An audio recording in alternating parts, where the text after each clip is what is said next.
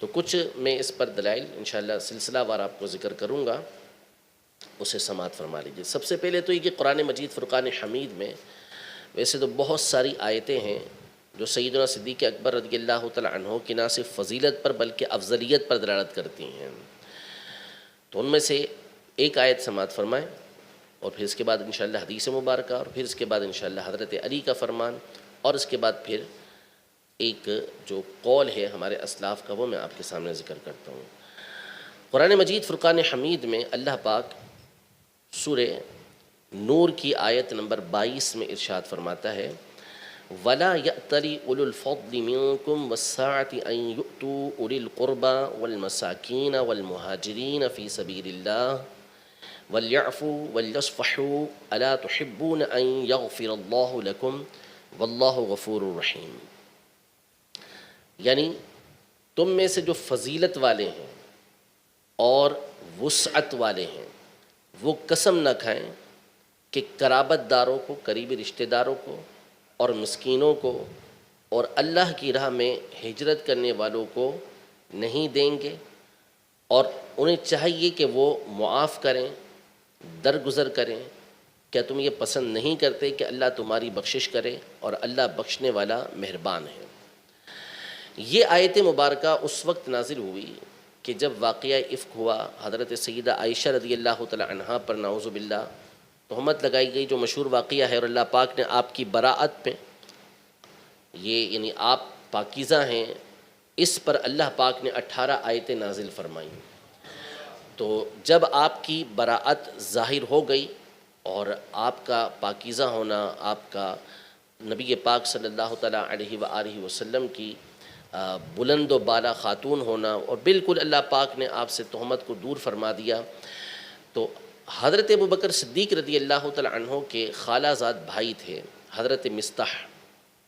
رضی اللہ تعالیٰ عنہ، یہ بدری صحابی ہیں اور مہاجر ہیں، یہ غریب تھے، اور حضرت ابوبکر صدیق رضی اللہ تعالیٰ عنہ ان کو اور ان کے گھر والوں پر بہت خرچ کیا کرتے تھے، ان کو دیا کرتے تھے، ان کا سارا جو انتظام تھا، ساری ان کی کفالت تھی، وہ سیدنا صدیق اکبر رضی اللہ تعالیٰ عنہ کیا کرتے تھے۔ یہ بھی اس کام کے اندر شامل ہو گئے تھے کہ جو فتنہ کھڑا ہوا تھا واقعہ افک کا، تہمت لگنے کا، تو یہ اس کے اندر شامل ہو گئے۔ تو حضرت ابوبکر صدیق رضی اللہ تعالیٰ عنہ نے قسم اٹھا لی تھی کہ میں مصطح کے اوپر اب خرچ نہیں کروں گا، کہ آپ کی بیٹی تھی، آپ کی شہزادی تھی حضرت سیدہ عائشہ رضی اللہ تعالیٰ عنہ، اور ان کے اوپر جو الزام منافقین نے لگایا اس میں انہوں نے اور بعض اوروں نے ساتھ دے دیا، تو ایک قلبی طور پر آپ کو تکلیف ہوئی، اذیت ہوئی کہ میں خرچ کروں اور یہ میرے ساتھ اس طرح کا معاملہ کرے، تو آپ نے قسم اٹھا لی کہ میں اب ان کے اوپر خرچ نہیں کروں گا۔ وہ بڑی آزمائش میں آ گئے، تو اللہ جل شانہ نے آیت نازل فرمائی اور فرمایا کہ جو فضل والے ہیں، اولو الفضل، جو فضیلت والے ہیں، وہ اور جو مالی وسعت والے ہیں، وہ اس طرح کی قسم نہ کھائیں، اس طرح کی قسم نہ کھائیں کہ ان کو نہیں دیں گے۔ یہاں پہ لفظ ہے اولو الفضل والسعہ، کہ جو فضیلت والے ہیں اور مالی وسعت والے ہیں، یعنی جن کو اللہ نے آخرت کی فضیلت بھی عطا کی ہے، دنیا کی فضیلت بھی عطا کی ہے۔ علماء نے اس مقام پر واضح طور پر لکھا ہے کہ اس آیت میں جو مراد ہیں وہ سیدنا صدیق اکبر رضی اللہ تعالیٰ عنہ، کہ آپ ہی نے قسم کھائی تھی اور آپ ہی کے لیے خاص طور پر یہ آیت مبارکہ نازل ہوئی۔ تو امام فخر الدین رازی رحمۃ اللہ تعالیٰ علیہ جو قرآن پاک کے مشہور مفسر ہیں، وہ اپنی تفسیر کبیر میں ارشاد فرماتے ہیں کہ اجمع المفسرون علی ان المراد من قوله اولو الفضل ابو بکر، کہ مفسرین کا اس پر اتفاق ہے کہ اللہ پاک کے اس فرمان میں اولو الفضل، فضیلت والے، جن کو اللہ نے فضیلت عطا کی ہے، اس سے مراد حضرت ابوبکر صدیق رضی اللہ تعالیٰ عنہ۔ اور پھر آپ فرماتے ہیں کہ وَهَذِهِ الْآيَةُ تَدُلُّ عَلَىٰ أَنَّهُ رضی اللہ تعالیٰ عنہ كَانَ أَفْضَلَ النَّاسِ بَعْدَ الرَّسُولِ صلی اللہ تعالیٰ علیہ وسلم۔ یہ آیت مبارکہ اس پر دلالت کرتی ہے کہ حضرت ابوبکر رضی اللہ تعالیٰ عنہ رسول پاک صلی اللہ علیہ وسلم کے بعد اس امت میں سب سے افضل ہستی ہیں۔ پھر امام فخر الدین رازی رحمۃ اللہ تعالیٰ نے اس پر دلائل قائم کیے، اور وہ خصوصیات اور خوبیاں بیان کی کہ جس کی بنیاد پر کسی ہستی کو افضل قرار دیا جاتا ہے، اور اس آیت میں حضرت ابوبکر رضی اللہ تعالی عنہ کے لیے وہ باتیں موجود ہیں۔ اسی طرح امام ابو النصر سمرقندی رحمۃ اللہ تعالی علیہ، جن کا سن وفات تقریباً 375 ہے، یعنی 4 صدی ہجری کے مفسر ہیں، وہ اپنی تفسیر بحر العلوم میں ارشاد فرماتے ہیں کہ یعنی اولو الفضل فی دین اللہ، اس سے مراد یہ ہے کہ جو فضیلت والی بات بیان کی ہے، مراد یہ ہے کہ وہ اللہ کے دین میں فضیلت والے ہیں، اللہ کے دین میں فضیلت والے۔ کیوں؟ اس لیے کہ مالی فضیلت تو آگے آ رہی ہے، وسعتی مالی فضیلت کا وہاں ذکر ہو گیا، تو یہاں پر اس سے مراد دین کی فضیلت، آخرت کی فضیلت جو اللہ پاک نے ان کو عطا فرمائی ہے۔ پھر فرماتے ہیں لِأَنَّهُ كَانَ أَفْضَلَ النَّاسِ بَعْدَ رسول اللہ صلی اللہ علیہ وسلم، یہ حضرت ابوبکر رضی اللہ تعالی عنہ کے حق میں نازل ہوئی اس لیے کہ آپ رسول اللہ صلی اللہ تعالی علیہ وآلہ وسلم کے بعد سب سے افضل ہستی ہیں۔ اسی طرح امام ابو حفص سراج الدین عمر بن علی بن عادل الحنبلی الدمشقی، سن وفات ان کا 775 ہجری ہے، قرآن پاک کی بہت بڑی تفسیر آپ نے اللباء فی علوم الکتاب کے نام سے لکھی ہے، تقریباً 30 کے قریب اس کی جلدیں ہیں۔ تو اس میں اس آیت مبارکہ کے تحت آپ بھی یہ ارشاد فرماتے ہیں کہ اجمع المفسرون علی ان المراد من قوله اولو الفضل ابو بکر، کہ مفسرین کا اجماع ہے اس پر کہ اولو الفضل سے مراد، اللہ پاک کے فرمان اولو الفضل سے مراد حضرت ابو بکر صدیق رضی اللہ تعالی عنہ ہیں۔ وَهَذَا يَدُلُّ عَلَىٰ أَنَّهُ كَانَ أَفْضَلَ النَّاسِ بَعْدَ الرَّسُولِ، اور پھر آپ نے بھی یہی فرمایا کہ یہ آیت مبارکہ اس پر دلالت کرتی ہے کہ جن کی فضیلت کو خود اللہ پاک ارشاد فرما رہا ہے اور ان کو اولو الفضل ارشاد فرما رہا ہے، تو وہ رسول اللہ صلی اللہ علیہ وسلم کے بعد سب سے افضل ہستی ہیں۔ اور پھر آپ نے بھی اس کے اوپر مزید دلائل ذکر کیں۔ یوں ہی اور علماء نے، جیسے صاحب تفسیر روح البیان نے، دکتر وہبہ زہری نے التفسیر المنیر کے اندر، کہ اس امت میں نبی پاک صلی اللہ علیہ وسلم کے بعد جو آپ کی امت ہے، اس میں سب سے افضل ہستی سیدنا ابو بکر صدیق رضی اللہ تعالیٰ عنہ کی ہے۔ یہ تو ہو گئی قرآن مجید فرقان حمید کی ایک آیت، دیگر آیتیں انشاءاللہ سنیں گے۔ ایک حدیث مبارکہ جسے شاہ عبدالعزیز محدث دہلوی رحمۃ اللہ تعالیٰ علیہ نے تفسیر عزیزی میں، اور علامہ اکرم سندھی محدث نصرپوری رحمۃ اللہ تعالیٰ علیہ نے الاحراق کے اندر، اور علامہ ہاشم ٹھٹوی رحمۃ اللہ تعالیٰ علیہ انہوں نے الانوار المحمدیہ میں ابن السمان کی الموافقہ کے حوالے سے ذکر کیا کہ ابن السمان نے اپنی کتاب الموافقہ میں بسند صحیح، یہ ان کے الفاظ ہیں کہ ابن السمان نے الموافقہ میں بسند صحیح سیدنا امام جعفر صادق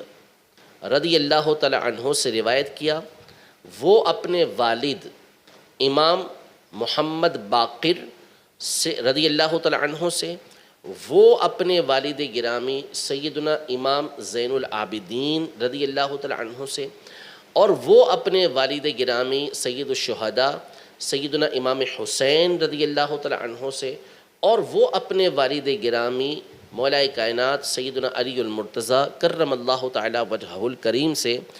روایت کرتے ہیں کہ سیدنا علی رضی اللہ تعالی عنہ فرماتے ہیں کہ سمعت رسول اللہ صلی اللہ تعالی علیہ وسلم ما طلعت شمس ولا غربت على احد بعد النبیین والمرسلین افضل من ابی بکر، یعنی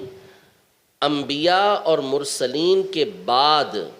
حضرت ابو بکر سے بڑھ کر کسی ہستی کے اوپر، جو ان سے بڑھ کر ہو، کسی ہستی پر سورج طلوع نہیں ہوا نہ غروب ہوا ہے۔ یعنی حضرت ابو بکر صدیق رضی اللہ تعالی عنہ وہ ہستی ہیں کہ سورج نے انبیاء اور مرسلین کے بعد ان سے بڑھ کر افضل دیکھا ہی نہیں ہے، سب سے افضل ہستی ان کی ہے۔ یہ اہل بیت اطہار رضی اللہ تعالی عنہ کی سند سے مروی حدیث مبارکہ ہے، جو نبی پاک صلی اللہ علیہ وسلم کا فرمان ہے۔ اسی طرح صحیح بخاری شریف میں حدیث نمبر 3671 ہے، 3671 ہے۔ امام بخاری رحمۃ اللہ تعالی علیہ حضرت سیدنا علی المرتضیٰ کرم اللہ تعالی وجہہ الکریم سے روایت کرتے ہیں۔ امام بخاری رحمۃ اللہ تعالیٰ علیہ حضرت علی رضی اللہ تعالیٰ عنہ کے بیٹے محمد بن حنفیہ سے روایت کرتے ہیں کہ انہوں نے اپنے والد گرامی حضرت علی رضی اللہ تعالیٰ عنہ سے پوچھا ای الناس خیر بعد رسول اللہ صلی اللہ علیہ وسلم، رسول اللہ صلی اللہ علیہ وسلم کے بعد سب سے بہتر ہستی کون سی، یعنی انبیاء اور رسولوں کے بعد سب سے بہتر ہستی کون سی ہے؟ تو حضرت علی رضی اللہ تعالیٰ عنہ نے بغیر کسی تردد کے ارشاد فرمایا ابو بکر۔ کس کا فرمان ہے؟ حضرت علی رضی اللہ تعالیٰ عنہ کا، کہ کون افضل ہیں؟ حضرت ابو بکر۔ قلت ثم من، میں نے پوچھا اس کے بعد کون ہے؟ قال ثم عمر، فرمایا کہ اس کے بعد سب سے افضل ہستی حضرت عمر رضی اللہ تعالیٰ عنہ کی ہے۔ اب اس کے بعد حضرت محمد بن حنفیہ یہ فرماتے ہیں کہ وَخَشِيتُ أَن يَقُولَ عثمان، کہ مجھے اس بات کا خوف ہوا کہ کہیں آپ اب تیسرے نمبر پر حضرت عثمان کا نام نہ لے لیں، تو میں نے عرض کی کہ ثم انت، اس کے بعد آپ افضل ہیں۔ قال ما انا الا رجل من المسلمین، حضرت علی رضی اللہ تعالیٰ عنہ نے عاجزی کا اظہار کرتے ہوئے فرمایا میں تو مسلمانوں کا ایک عام سا شخص ہوں۔ یہ جو تیسرے نمبر پر خیال پیدا ہوا حضرت محمد بن حنفیہ رضی اللہ تعالیٰ عنہ کو، اس کی وجہ یہ تھی کہ ایک تعداد اس زمانے میں بھی یہ تھی جن کا یہ موقف تھا کہ حضرت علی رضی اللہ تعالیٰ عنہ حضرت عثمان غنی رضی اللہ عنہ سے افضل ہیں، جبکہ بڑی تعداد وہ تھی کہ جو اس بات کی قائل تھی کہ حضرت عثمان رضی اللہ تعالیٰ عنہ حضرت سیدنا علی رضی اللہ تعالیٰ عنہ سے افضل ہیں۔ تو ان کے دل میں یہ خیال آیا کہ اب میں پوچھوں گا تو ممکن ہے کہ والد گرامی انہی کا نام لے لیں، تو اس لیے پہلے سے انہوں نے والد صاحب کا نام لے لیا۔ لیکن ابتدائی دو افراد، یعنی دو ہستیاں شیخین کریمین رضی اللہ تعالیٰ عنہما کی، ان کے بارے میں ان کو کسی طرح کا کوئی تردد نہیں تھا کہ یہی سب سے افضل ہستیاں ہیں، ٹھیک ہے۔ اس طرح کی اور احادیث طیبہ اور قرآن کی آیات اور اقوال صحابہ موجود ہیں جو انشاءاللہ ہم وقتاً فوقتاً سنتے رہیں گے۔ انہی کی روشنی میں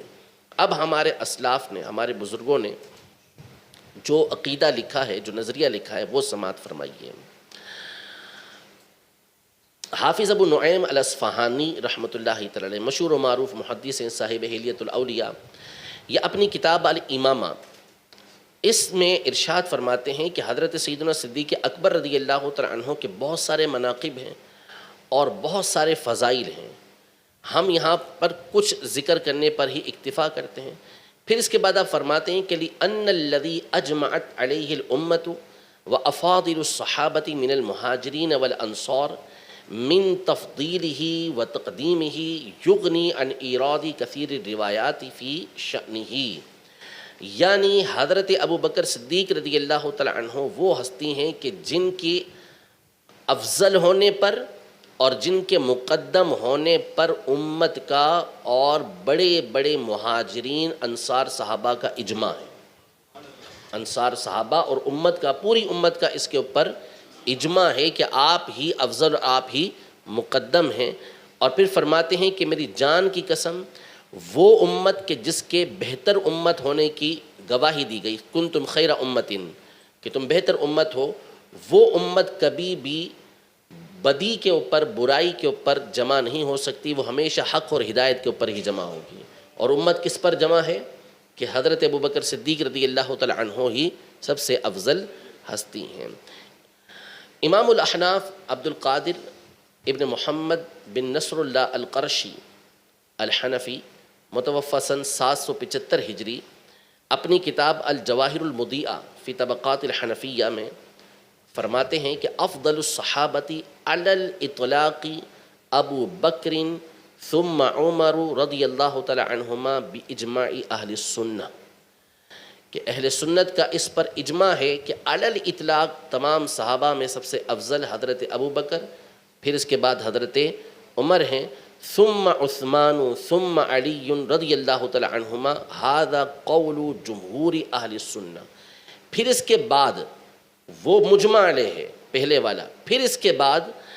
عثمان غنی رضی اللہ تعالی عنہ، پھر اس کے بعد حضرت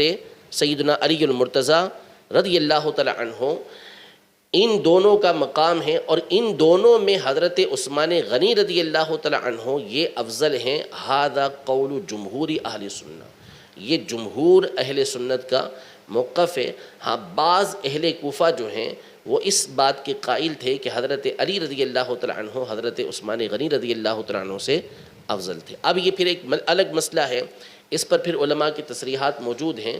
کہ بعد میں اس پر بھی اتفاق ہو گیا تھا کہ حضرت عثمان غنی رضی اللہ تعالیٰ عنہ یہ حضرت علی رضی اللہ عنہ سے افضل ہیں، لیکن بہرحال اس کے اندر ایک اختلاف رہا، لیکن پہلے والے کے اندر کوئی اختلاف نہیں کہ شیخین کریمین رضی اللہ تعالیٰ عنہما یہ علی الاطلاق سب سے افضل ہستیاں ہیں۔ تو یہ میں نے آپ کے سامنے ایک آیت مبارکہ پیش کی، حدیث مبارکہ پیش کی، حضرت علی رضی اللہ تعالیٰ عنہ کا فرمان پیش کیا، اور دو اقوال علماء ذکر کیے کہ جن کی روشنی میں اہل سنت کا یہ عقیدہ بالکل واضح ہے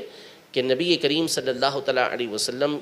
کے بعد، یعنی تمام انبیاء و مرسلین کے بعد جو افضل ترین ہستی ہے وہ حضرت سیدنا ابو بکر صدیق رضی اللہ تعالیٰ عنہ کی، اور پھر اس کے بعد حضرت سیدنا عمر رضی اللہ تعالیٰ عنہ کی۔ انشاءاللہ مزید اس کے اوپر ہم آیات اور احادیث طیبہ آگے ذکر کریں گے۔ اللہ پاک ہم سب کے عقیدے کی حفاظت فرمائے۔